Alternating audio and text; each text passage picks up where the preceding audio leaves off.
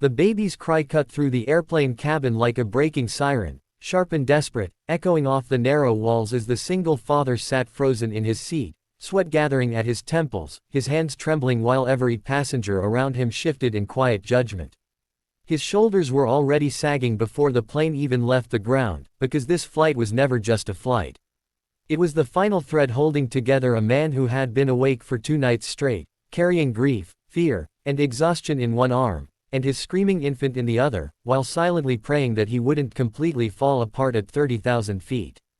Before the story goes any further, if you believe in kindness, second chances, and the quiet power of human compassion, please take a moment to like this video, share it with someone who needs hope, comment your thoughts, and subscribe to the channel, Lonely Dad's Strong Heart.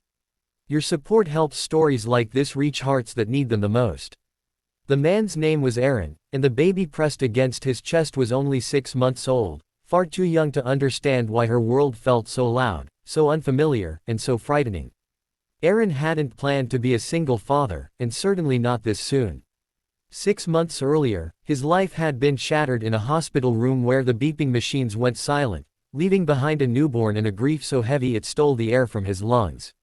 His wife had died during childbirth, and from that moment on, every day became an act of survival rather than living.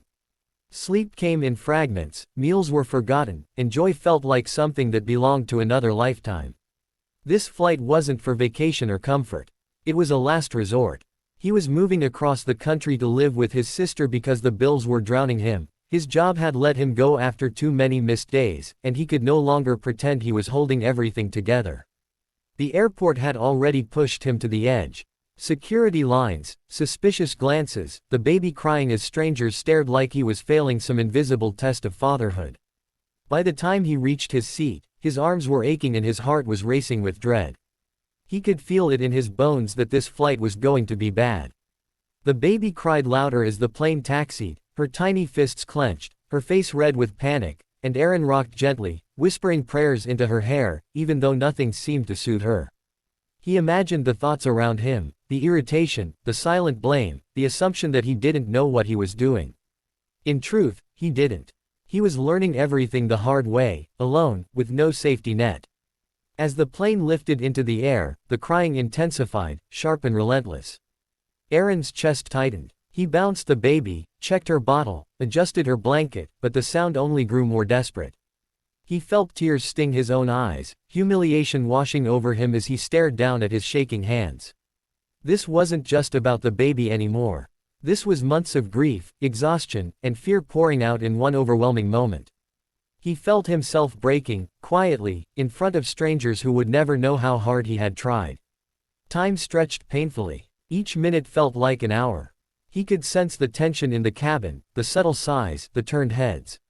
His thoughts spiraled, replaying every failure he believed defined him. He wasn't strong enough. He wasn't enough for his daughter. He couldn't even make her stop crying. His mind drifted to his wife, to how she would have known exactly what to do, how effortlessly she would have calmed their baby. The ache of missing her hit so hard it almost knocked the breath out of him. Then, in the middle of his quiet collapse, something shifted. A woman a few rows away had been watching. She was a mother too, Aaron would later realize, the kind who recognized pain not as an inconvenience but as a language she had learned fluently through her own sleepless nights and broken moments. She didn't roll her eyes or sigh. She didn't look away. She stood up calmly, moved down the aisle, and stopped beside Aaron's seat with a presence that felt strangely grounding, like someone opening a window in a suffocating room. Without a single word, she gently offered her arms. Aaron hesitated, his instinct screaming both gratitude and fear. Letting go felt impossible. This baby was everything he had left. But something in the woman's eyes told him this wasn't judgment or pity. It was understanding. His arms loosened, and for the first time since his wife's death, he allowed someone else to help. The woman held the baby close, rocking her with a practiced rhythm, her movements calm and sure, as if she had done this 1,000 times before. The crying didn't stop immediately, but it softened. The sharp panic dulled into small, tired sobs. Aaron watched, stunned, as the tension in his daughter's body slowly melted away. Within minutes, her cries faded into quiet breaths, her head resting peacefully against the stranger's shoulder. The cabin seemed to exhale with her. Aaron felt something inside him crack open, but this time it wasn't pain. It was relief. His hands covered his face as tears slipped through his fingers, silent and unstoppable. No one laughed. No one complained. A few passengers looked on with softened expressions, reminded, perhaps, of their own moments of helplessness. In that suspended space between clouds, kindness rewrote the atmosphere. The woman didn't rush to give the baby back. She stayed, rocking gently, allowing Aaron to breathe, to steady himself, to remember that he was human and allowed to need help. When she finally returned the baby to his arms, she did it slowly, carefully, like handing him something sacred.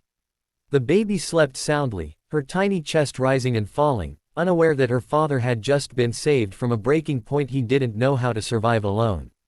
The rest of the flight passed quietly. Aaron sat there holding his sleeping daughter, staring out the window as sunlight spilled across the clouds. Something inside him had changed. The weight was still there, the grief, the fear, the uncertainty, but it no longer felt completely unbearable. One act of compassion had reminded him that the world wasn't entirely cold, that even strangers could become lifelines in moments of despair.